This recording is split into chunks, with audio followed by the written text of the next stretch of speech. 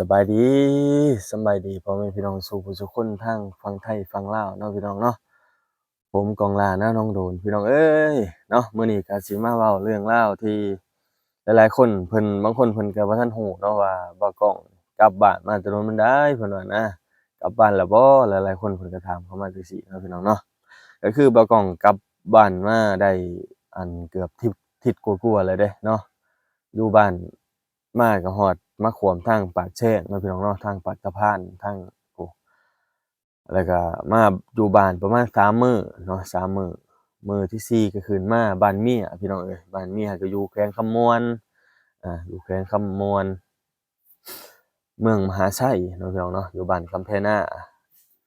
มาบ้านเพิ่นก็3มื้อเลยเด้3มื้อ4มื้อแล้วพี่น้องครับถึงปัจจุบันนี้เนาะหลายๆคนเพิ่นก็บ่ฮู้เนาะมาแล้วก็มีเป็นเทศกาลปีใหม่ลาวเนาะโอ้เขาเจ้ากินเลี้ยงกันสนุกสนานกันม่วนซื่นกัน ทุกครัวเรือนเนาะพี่น้องเนาะมื้อนี้ก็เป็นมื้อเล่นน้ำเด้อนี่14 15 16ในสถานที่ท่องเที่ยวต่างๆนานาเขาเจ้าก็เปิดให้บริการบางบ่อนก็เป็นจัดสรรเนาะมีวงดนตรีเออยิ่งใหญ่ขายนั่นขายนี่โอ้หลายอย่างเด้อพี่น้องเอ้ยแต่ว่ามานี่ก็โอ้ก็มาลองใช้ชีวิตเบิ่งปีนี้เนาะมาเฮ็ดเวยกเฮ็ด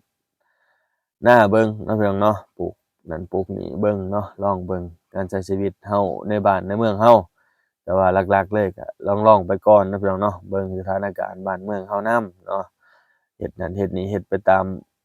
พ่อเฒ่าแม่เฒ่าเพิ่นพาเฮ็ดพาทำนี่แหละเพิ่นเฮ็ดหยังก็เฮ็ดไปตามเพิ่นเสียก่อนเนาะพี่น้องเนาะเพราะว่าในนี่ก็บ่แม่นถิ่นฐานบ้านเกิดบ่าวก้องเนาะบ่ฮู้จักหมู่คู่พอปานใดเนาะสิเฮ็ดสิค้าอิหยังก็ได้เนาะพี่น้องเนาะนอกจากการเกษตรเนาะปลูก พักปลูกหญ้ากินนี่แหละแต่ว่าบ่ทันได้ลงมือเนาะพี่น้องเนาะเพราะว่ายังเขาเจ้าพามาก็ถึกหน้าเทศกาลเนาะสงกรานต์พี่น้องเอ้ย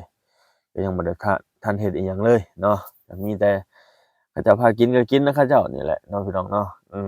อากาศก็หนาวจักหน่อยพี่น้องเอ้ยหนาวหนาวมื้อนี้แหละหนาวมื้อคืนนี้แต่ว่ามื้อวานก่อนนี่โอ้หลายๆมื้อเลยร้อนคักเนาะเมื่อวานนี้ก็ฝนตกจักหน่อยเนาะ ก็พออยู่พอเซาพี่น้องเอ้ยอากาศบ้านเพิ่นเป็นตาอยู่ตาเซาอยู่เนาะก็ค่อยอันเป็นไปเนาะพี่น้องเนาะแต่พี่น้องฝากสนับสนุนบ่กล้องหน่อยเด้อมาฮอดบ้านฮอดเมืองแหละเฮ็ดหยังก็สิถ่ายทอดให้พี่น้องได้เบิ่งนำกันเนาะเออหลายคนเพิ่นก็ยังบ่ฮู้ว่าบ่กล้องมาฮอดบ้านนะเออก็เลยมื้อนี้อัดคลิปเป็นคลิปบอกเล่าให้พี่น้องได้ฟังนำกันเนาะ เพราะว่าบ่ได้เฮ็ดตอนมาก็บ่ได้ถ่ายเนาะพี่น้องเนาะโอ้ยตอนมาก็คนหลายแรงอยู่ปากสะพานเนาะพี่น้องเนาะคนหลายแรง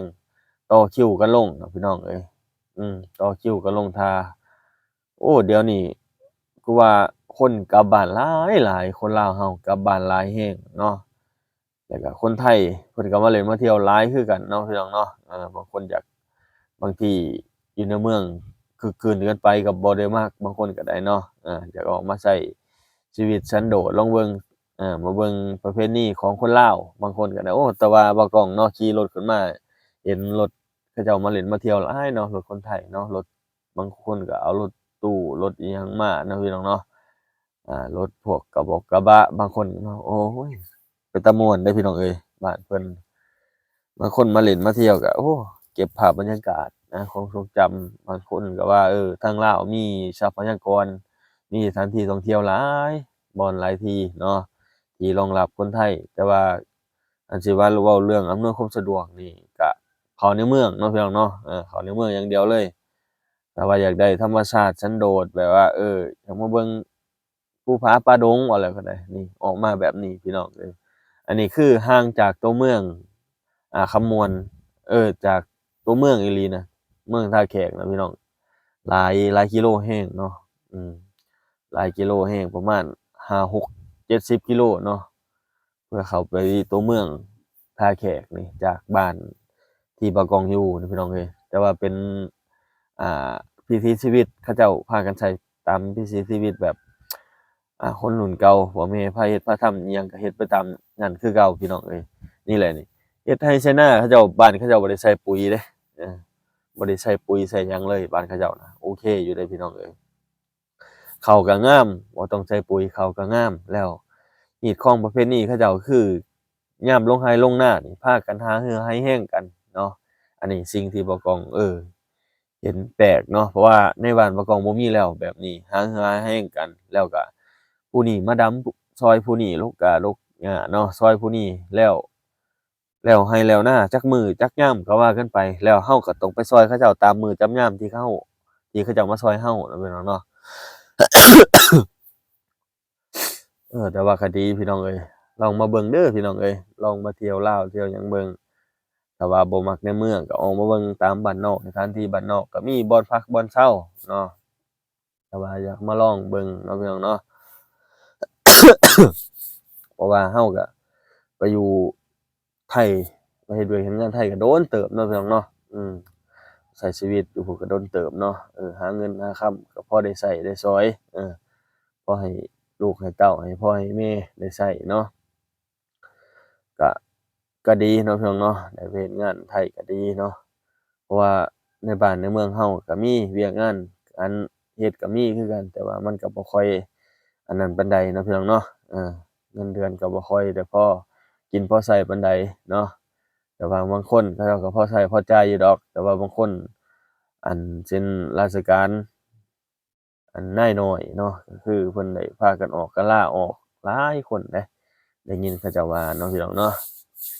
ก็ดีอีกอย่างหนึ่งเนาะพี่น้องเนาะเราก็ยังได้มีที่มีทางในบ้านเราไผมีต้นทุนก็เฮ็ดสวนเฮ็ดหยังเนาะพี่น้องเนาะปลูกยางปลูกมันปลูกอ้อยเนาะหลายๆคนเขาเจ้าพากันเฮ็ดกันแต่ว่าบางคนเพิ่นบ่มีต้นทุนก็ไปหารับจ้างเอาเนาะพี่น้องเนาะแต่ว่าไทบ้านว่าแล้วเขาเจ้าบ่ค่อยได้จ้างส่วนมากเฮ็ดกันเองแล้วก็หารือหาแรงกันเนาะพี่น้องเนาะแถวนี้นะเขตแถวบ้านกองอยู่เนาะแต่ว่าโอ้ก็ดีเนาะการกินกันยากก็ คือกันเบิดนั่นแหละพี่น้องครับกินข้าวเหนียวข้าวเหนียวมันก็แซ่บเดะเนาะบ่กองมักเดะแต่ว่าเสียอย่างเดียวคือแถวนี้บ่กองบ่ฮู้จักหาเงินเนาะบ่ฮู้สิหาเงินอิหยังเนาะอาจสิปลูกผักปลูกหญ้าก็ใกล้สิลงนาแล้วเนาะคิดว่ายังบ่ทันปลูกในช่วงนี้เนาะพี่น้องเนาะใกล้ลงไร่ลงนาปลูกมันก็บ่ทันแล้วสวนทางดงเนาะพี่น้องเนาะปลูกแล้วแต่สวนบ้านเนาะเพิ่นว่าเขาเฒ่าปลูกแล้วแต่สวนบ้านสวนดงบ่ทันปลูกแล้วเนาะ เราก็คอยเบิ่งกันไปเด้อพี่น้องเด้อฝากสนับสนุนบ่าวกล้องลานะน้องโดดนำหน่อยเด้อกดไลก์กดคอมเมนต์ให้กำลังใจนำเนาะพี่น้องเนาะทางต่างประเทศหรือทั้งไทยเออที่ใกล้เคียงแล้วก็ลาวเฮาเนาะพี่น้องเนาะฝากกดติดตามกดคอมเมนต์ให้กำลังใจเนาะเพื่อให้มีรายได้เล็กน้อยๆเนาะพี่น้องเนาะเพื่อมาจุนเจือครอบครัวเด้อพี่น้องครับแวะมาให้กำลังใจบ่าวกล้องนำอันนี้ก็เป็นน้องสาเล็กน้อยๆเนาะพี่น้องเนาะที่ว่ากล้องสิมาปลูกเรือนอยู่ในนี่ก็ติดน้องสาเลยแต่ว่าก็ยังบ่ทันมีงบมีหยังเนาะพี่น้องแค่วางรากฐานวาดแผนผังไว้เนาะพี่น้องเนาะคิดว่าเฮ็ดประมาณนี้เนาะพี่น้องเนาะสิเฮ็ดอยู่ในจุดๆนี้เนาะแต่ว่ายังบ่ฮอดมื้อฮอดยามมันดอกพี่น้องครับหาเงินไปแต่ก่อนไปเรื่อยๆก่อนเนาะหมู่คู่ก็ยังไปหาเฮ็ดเวียกเฮ็ดงานอยู่ทางไทยเบิดผู้ใดก็ได้เนาะ มีแต่เรามาอยู่บ้านก็สิลองปรับสถานการณ์เนาะการเงินการคำประหยัดใช้ประหยัดจ่ายแต่ช่วงนี้คือสิประหยัดใช้ประหยัดจ่ายคือสิบ่ได้ดอกพี่น้องเป็นหน้าเทศกาลเนาะเขาเจ้าพากินพาหยังก็กินนำเขาเจ้าก็ต้องซื้อบอกซื้อเบียร์นั่นนี่มากินมาดื่มนำกันเนาะพี่น้องเนาะตามประเพณีบ้านเพิ่นเนาะพาเฮ็ดพาทำก็ได้กินนำพ่อเฒ่าแม่เฒ่าเนาะพี่น้องเนาะเพราะว่าบ้านทางนี้เอิ้นแต่แม่เฒ่าเออ เอิ้นแต่แม่เฒ่าพ่อเฒ่าเดะมีแต่แม่เฒ่าพ่อเฒ่าเอิ้นลุงไว้ซั้นนะมาเป็นเคยบ้านเพิ่นก็ต้องใช้ธรรมดาเด้อพี่น้องเอ้ยโอ้ยเป็นหวัดเด้อพี่น้องเอ้ยทางนี้ก็ได้บ่เซาง่ายเลยเอาพี่น้องครับประมาณนี้เด้อพี่น้องเอ้ยบ่าวกล้องก็ได้บ่มีหยังเว้าหลายเลยช่วงนี้เจ็บคอจักหน่อยเนาะอืมเดี๋ยวสิให้พี่น้องไปเบิ่งอันบรรยากาศในบ้านของสาวนุ่ยเนาะอยู่ตามมันก็ส่ำก็เอิ้นชนบทเนาะพี่น้องเนาะชนบทลาวเราเนาะที่อยู่นอกตัวเมืองหลายกิโลเนาะแล้วก็การคมนาคมต่างๆก็ยังบ่ค่อยสะดวกสบายเนาะบางคนยังได้ไปซื้อของอยู่ปูนตัวเมืองปะนามพู้นเออ บ้านปะนามเนาะเขาเอิ้นเนาะบ่อนจุดซุมการค้าการขายในจุดๆนั้นเนาะพี่น้องเนาะเอาโอเคครับพี่น้องครับขอบคุณหลายๆที่ให้การติดตามรับชมบ่าวตองเด้อขอบคุณครับ